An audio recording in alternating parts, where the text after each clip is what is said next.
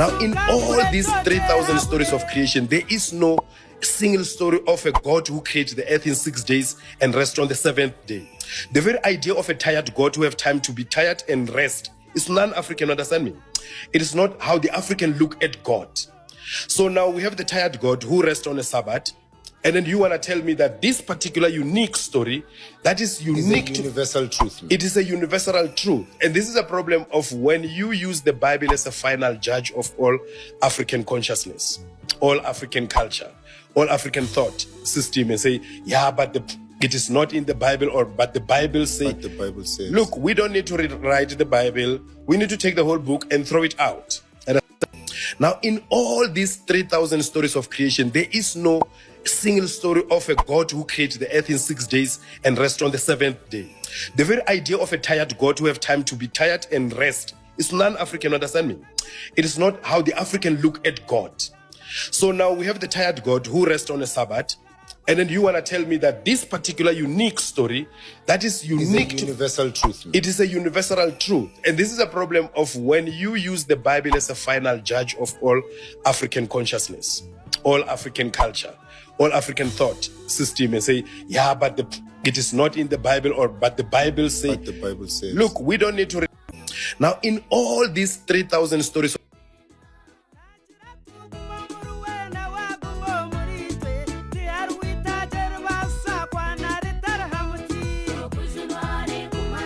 Hallelujah, hallelujah. Kulamusiza konyo najo sizide mulinya lya mukama waffe Yesu Kristo abirira ddala omulamu jala kwebaza mukama kululwo akukumya atya anzikirizanga yonna gyakukumidde akukumye bulungi nnyo mbadde ndowooza okukola programu y'olwaleero mu lulimi oluzungu naye ne ngamba oluzungu lwange kantutegeke nina mu maaso eyo wengenda okululeetera.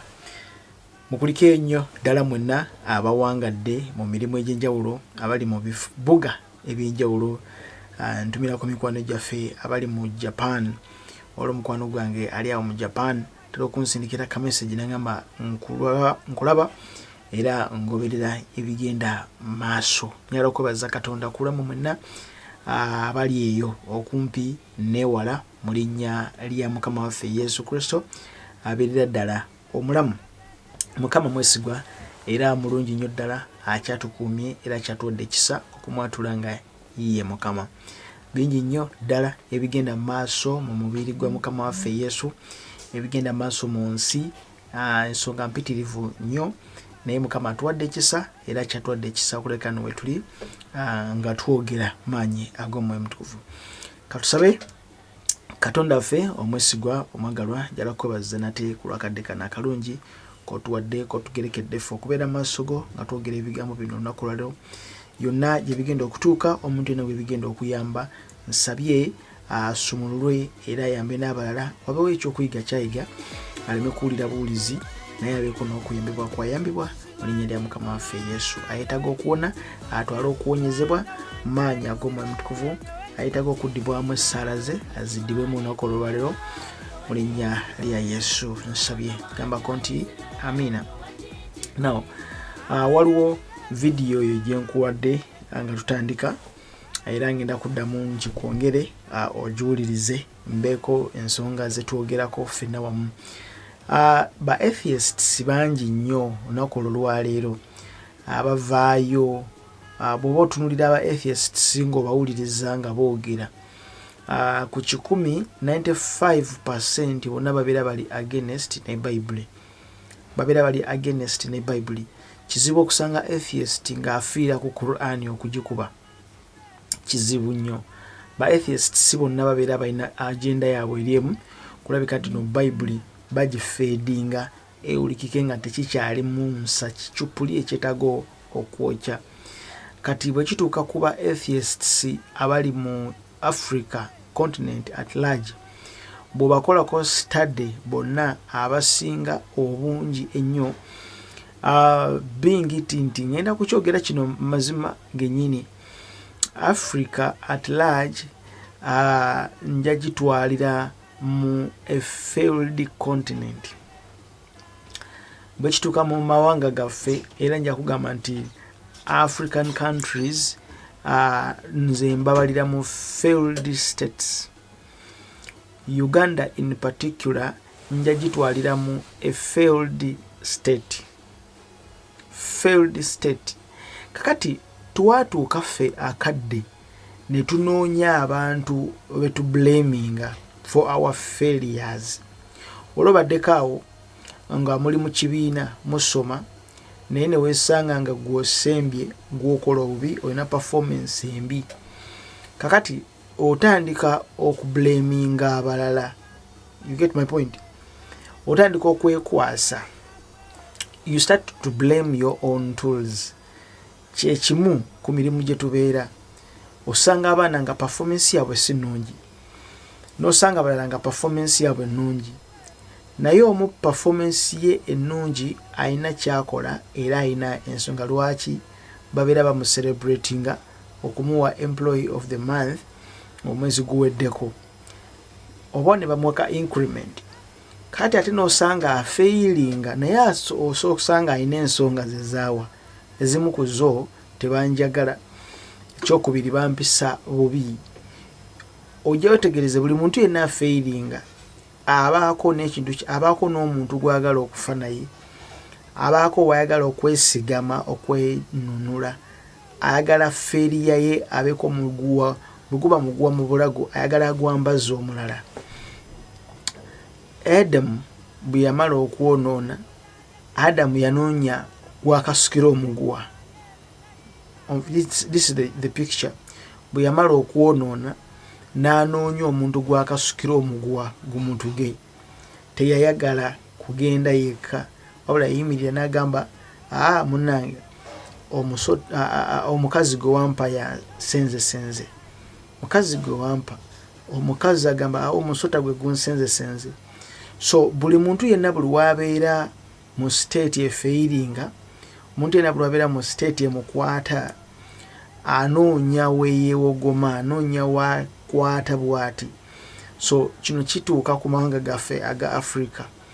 In Uganda in particular wenja okuyimirira followinga nnyo ba atheists abasinga abali mu Africa in continent at large. Ebiseera ebisinga bava ku kigendererwa kyabwe nga bo nti tebakkiririza mu Katonda, balina gwe bakkiririzaamu, bo bamuyita creator. Ojja ogenda wetegereze wewogera creator, bo bagamba nti ali muli munda mu bo. Bebe bakatonda ba brand n'omujuni bewogerako, ba brand atu n'omujuni ba atheists. Tebakkiriza mu Yesu, tebakkiririza mu Bible, wabula bo bakkiririza mu Katonda, naye nga Katonda gwe boogerako tebamunnyonnyola, nabo bennyini tebamutegeera. So eyo party ndala nnyo, eyo category ndala nnyo y'aba atheists. Nosanga ba atheists abalala category yabe nga bo tebakkiririza mu Katonda yenna. Now ba atheists abali mu Africa abasinga bonna ojja gattamu n'abasamize, abalogo, bana abennono, nabo bakwate katogoyolere ddala wamu bonna. Balina blame engeri gye bagikwata failure yaffe, ne bakwata omuguwa guno ne bagwejjamu ne bagala ogwambaza abazungu. Mu kino ne bagala ogwambaza Bayibuli, nti Bayibuli yonna ebizibu byonna yebireese, era Bayibuli eno kyekitabo omuzungu kye yawandiika nga constitution egenda okukwata capturing obwongo bw'omuddugavu basobole okumufugira omwo. Era omuzungu mwe yateeka lubaale w'abazungu, Katonda w'abazungu, abaddugavu bagoberera oyo babeere abaddu b'omuzungu. Eno yonna mentality eri mu ba African atheists. Kakati ate ojja kusanga ate bali ba Western atheists, endowooza yebeera ntono mu bo, nabo balina party endala gye bakola ki, gye batunulira. So waliwo move eriwo. Omanyi TikTok ebiseera ebisinga eri very funny.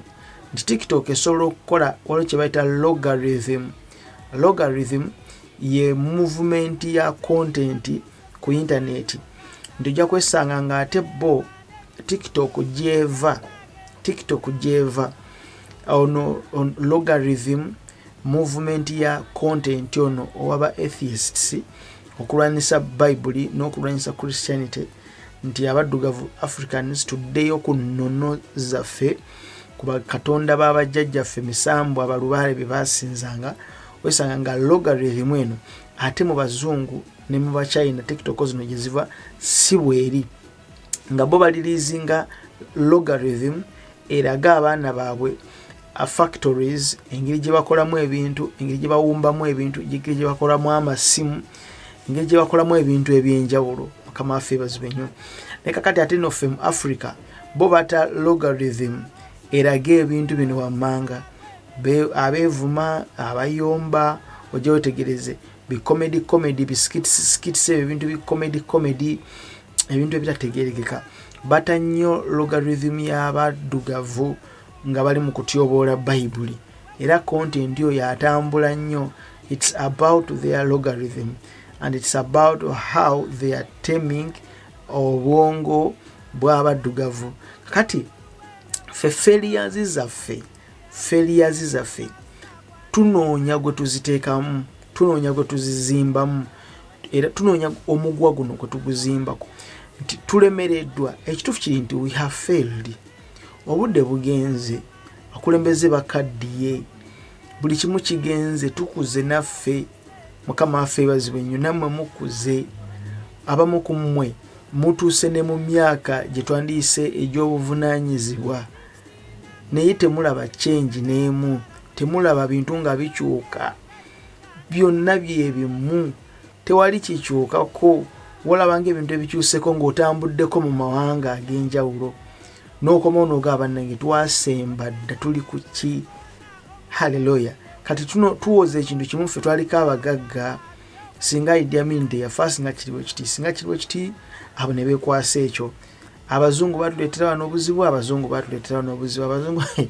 kati nze ndowoozamu nti ate kati abazungu singa tebajjako wano batwandibadde tutya oba nfuna ndowooza. So tunoonya gwe tujimba omuguwa mu bulago, tunoonya gwe tukasukira omuguwa mu bulago okumublaminga. Kati ba atheists si bonna abali mu Africa omuguwa bagala guyingiza mu Bayibuli, era omuguwa baguyingiza mu Bayibuli nga bagamba nti omuzungu yatuleetera wano ekitabo ne kitusiriwaza ne kituwonoona ne kitulesa bajjajja baffe bla bla bla n'ebirala. So njagala nkuwe one of the atheists ndowooza musajja ali mu Zimbabwe, one of the great atheists bwe batunuulira ewaabwe eri mu Zimbabwe ne mu Africa at large nga bagamba ono wabanga ayogedde aba ayogedde kamukuwe abamu bamuyita Rastafarian ne kamukuwe owulire eddoboozi lye nziremu mukuwe wegendereze bulungi nnyo ng'ayogera ninawe twagala tutuuke tukwateko uliriza n'obwegendereza tutugenze. Sabbath, and then you want to tell me that this particular unique story, now in all these 3,000 stories of creation, there is no single story of a God who created the earth in 6 days and rest on the 7th day. The very idea of a tired God who have time to be tired and rest is non-African, understand me? It is not how the African look at God. So now we have the tired God who rests on a Sabbath, and then you want to tell me that this particular unique story, that is unique to universal truth. It is a universal truth. And this is a problem of when you use the Bible as a final judge of all African consciousness, all African culture, all African thought system, and say, yeah, but it is not in the Bible, or but the Bible says. Look, ayogera ku Katonda ayebaka, ayogera ku Katonda awummula. Wajja agenze kanziremu mukuwe omuwulirize uliriza. Now in all these 3,000 stories of creation, there is no single story of a God who created the earth in 6 days and rest on the 7th day. The very idea of a tired God who have time to be tired and rest is non-African, understand me? It is not how the African look at God. So now we have the tired God who rests on a Sabbath, and then you want to tell me that this particular unique story who rests on a Sabbath, that is unique to universal truth. It is a universal truth. And this is a problem of when you use the Bible as a final judge of all African consciousness, all African culture, all African thought system, and say, yeah, but it is not in the Bible, or but the Bible says. But the Bible says. Look, we don't need to rewrite the Bible. We need to take the whole book and throw it out. Now, in all these Now, 3,000 kakati ayogera ku Katonda eyawummula ku Sabbath ku lunaku olw'omusanvu. Tululiriza tugende mpola.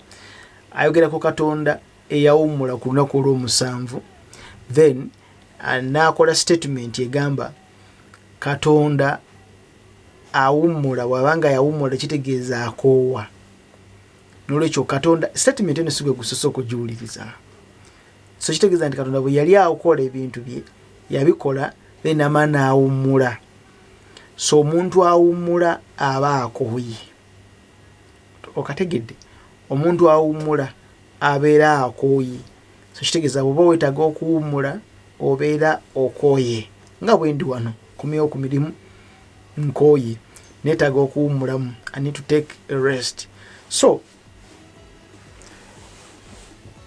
Bible tusomesa mu kitabo kyennyini ekya Lubereberye 2 n'olunyiriri, ndowooza tujja kutandika n'olusooka 2 n'olunyiriri olusooka. Ba atheists bangi nnyo, ndowooza tujja tuka mu maaso eyo tutandika okubaako clips zino ze tukola.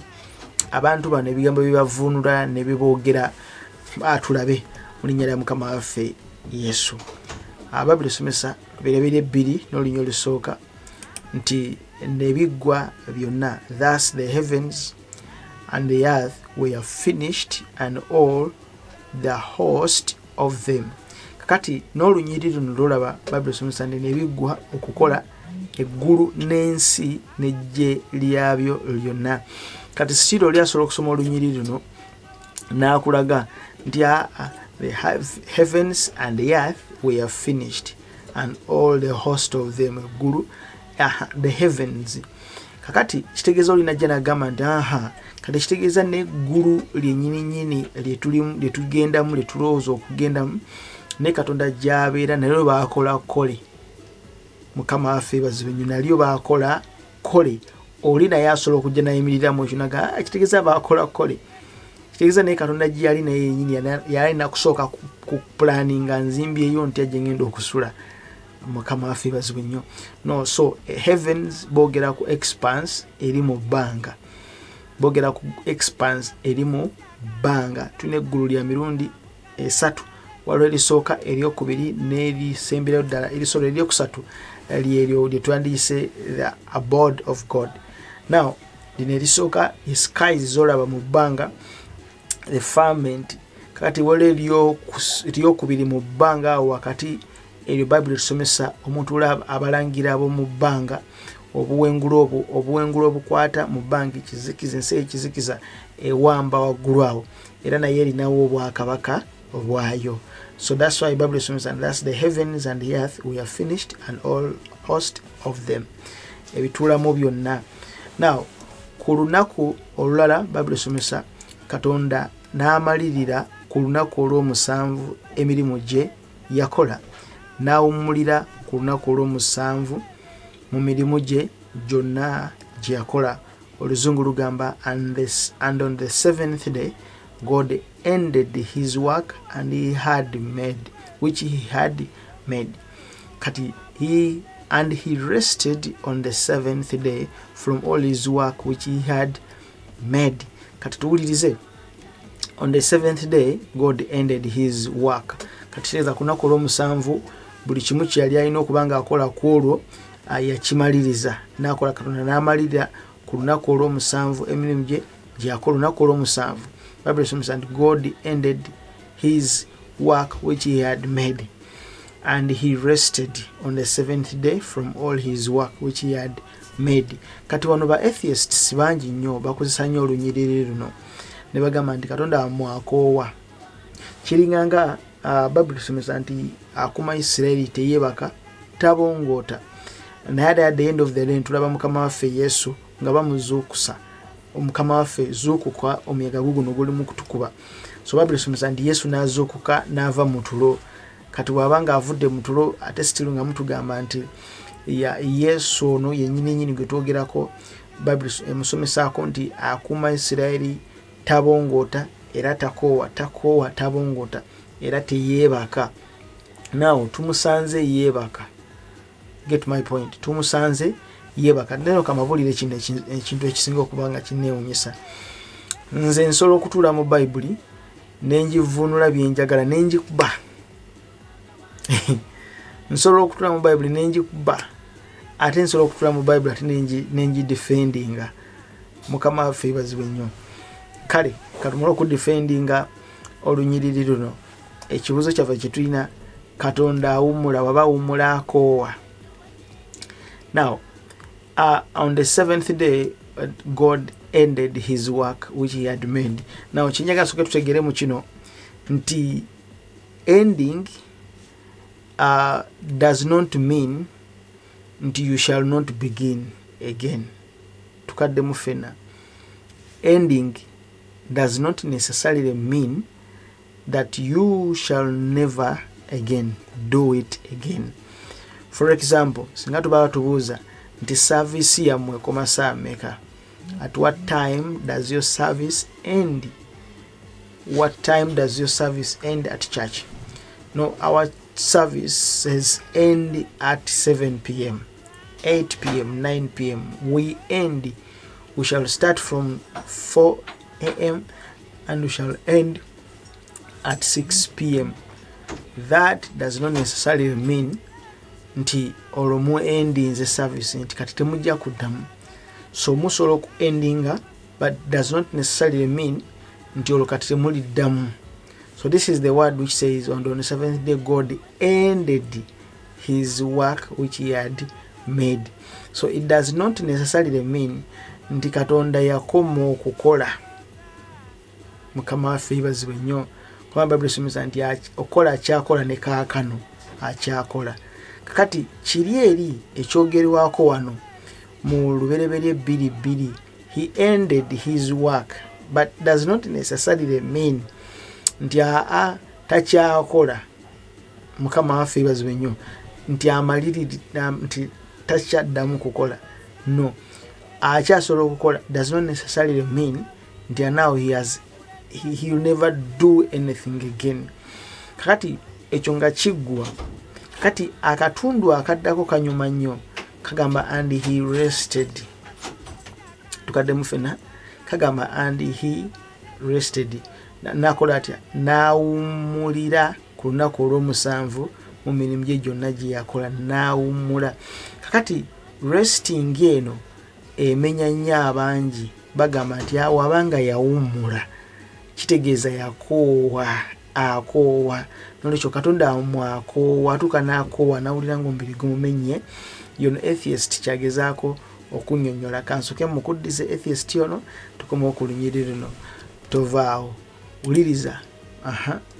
Agambye atya? 3,000 stories of creation. There is no single story of a God who created the earth in 6 days and rest on the seventh day. The very idea of a tired God who have time to be tired and rest is non-African, understand me? It is not how the African look at God. So now we have the tired God who rests on a Sabbath, and then you want to tell me that this particular unique story that is unique is a universal truth. It is a universal Katamula, truth. And this is the problem of God, when you use the Bible as the final judge of all African God, consciousness. that is not the African God. Owulira Africa abaddugavu tulina kye twalya nti ebiseera ebisinga buli kimu tukitwalira mu mbeera bwetyo. Oba nkireete ntya? Ekituufu kiri nti amawanga gaatuyitako ne tublaminga amawanga olw'ekitabo ekyajja ekiyitibwa Bayibuli. Seriously, ekituufu kiri nti tulina poor services, tulina poor leadership, obukulembeze bufu nnyo bwe tulina Africa in general. Obukulembeze bufu nnyo bwe tulina, tuli fenna obukulembeze bufu. Kati ate nekira ne tutamanya omulabe yaani. Ffe tukwata Bayibuli nga ye mulabe, ntugamba guno omuziina gwa Bayibuli we bulabe tusaana na kukyokya. Naye ng'ate eri gye kiva mwe gye mugamba nti ekiva mu bazungu, abazungu be bakireeta, abazungu bakiyita nga nabo bali mu kufuba kulaba nga bakikyusa, bakimanipulatinga, bakikozese kye baagala. Kakati tudde ku lunyiriri lwaffe. Olunyiriri lugamba and he rested on the Sabbath day. Tugendeko mu kitabo ekitibwa ekya Isaya.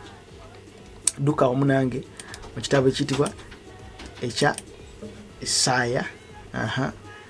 Ana n'olunyiriri olw'omunaana. Isaya ana n'olunyiriri lw'abiri nsonywamu 28. Bible esomesa nti tonnamanya tonnawulira Katonda atali ggwaawo, Mukama omutonzi w'enkomerero z'ensi, tazirika so takoowa, amagezi ge teganoonyezeka. Hast thou not known, hast thou not heard, that the everlasting God, the Lord, the creator of the ends of the earth, fainteth not, neither is weary. There is no searching of his understanding. So newotula wansi otandika okunoonyereza Katonda ono tosobola mutegeera. Being nti he rested on the Sabbath does not necessarily mean nti yakoowa. No, Sabbath kitegeeza to cease. Bw'onogana onoonye ekigambo ekyo Sabbath, lubereberye gye tugenze, Mukama yeebazibwe nnyo, lubereberye 2 n'olunyiriri olwokubiri. Bible besomesa and on the 7th day God ended his work which he had made, and he rested. Kati akagamba kukolaba and he rested tekali mu kigambo nti yakoowa. Nedda, in fact kategeeza Sabbath, Sabbath oba kite Sabbath kirimu ebintu bingi. Sabbath kirimu ekintu kino amanga to cease. Tukademu to cease is to come to an end. You get my point? It has come to an end which will never have any beginning again. Nde kintu kikoleddwa ne kiggwa tekiriddamu kukolebwa nate. Nti yatonda omuntu taliddamu kubumba muntu mulala. So he did not just put it to an end, but he ceased. Singa kijjabuzi nti an end kyandwadde kitegeeza kirala, but he ceased. Now rested kiva mu kigambo ekitiibwa Sabbath, it is to cease. Sabbath edda lwabeeranga lunaku nga tebalina kolerako mulimu gwonna, kubanga bo bakijja wali eri Katonda abanga yawumula ku lunaku olw'omusanvu, so tetulina kukolerako kintu kyonna, should not do any work. But it was not necessarily meaning nti tebaliddamu kukola kintu kirala after the Sabbath. Wonfuna ndowooza. Yes, it is Sabbath, balina okuwumula, tebalina kukolerako kintu kirala kyonna. Nga Katonda bwe yawumula, nolwekyo nabo balina okuba nga bawumula baleme kukola mirimu gyonna. But it does not necessarily mean nti tebagenda kweyongera kukola. Sabbath kasiteggwako bagenda kuddamu bakole emirimu gyabwe. Now in this case Katonda kukina akisukkako kubanga amagezi ge teganyinoonyezekeka. Sabbath eyogerwako nga bina kutegeezeza nti mulina service ey'oluzungu endika saa 8 egwa saa 6. Now it does not necessarily mean nti newankubadde nga it starts from 4 and it ends at 2, it does not necessarily mean nti temugenda kuddamu kubeera na services endala. Bible besomesa and God ended his work which he had made. It does not necessarily mean that he will never do that very thing again.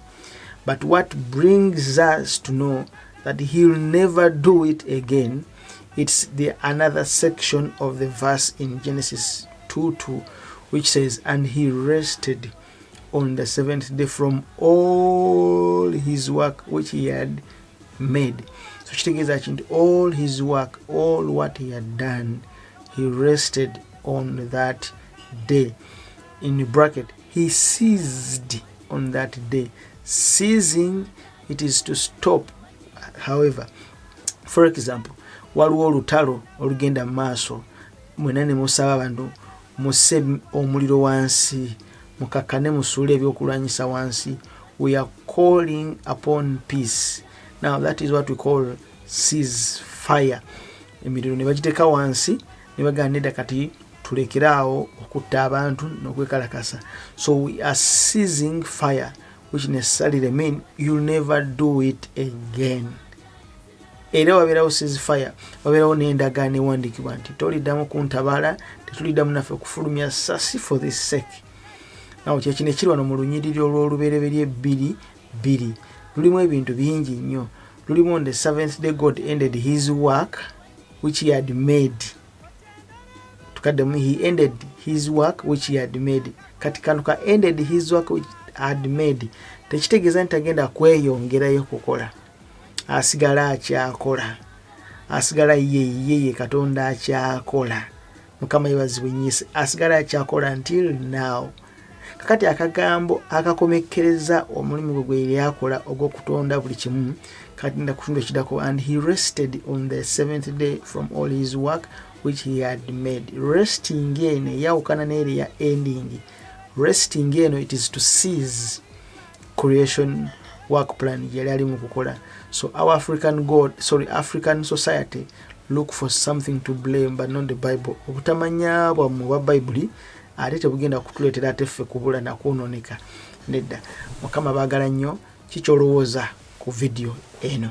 Mukama bankumire abanyambire era basumulule abasiba amaanyi mu linnya lya Mukama waffe Yesu ate muwangule. Nze Nicholas kusabira omukisa gwa Katonda. Mukama akunkumire.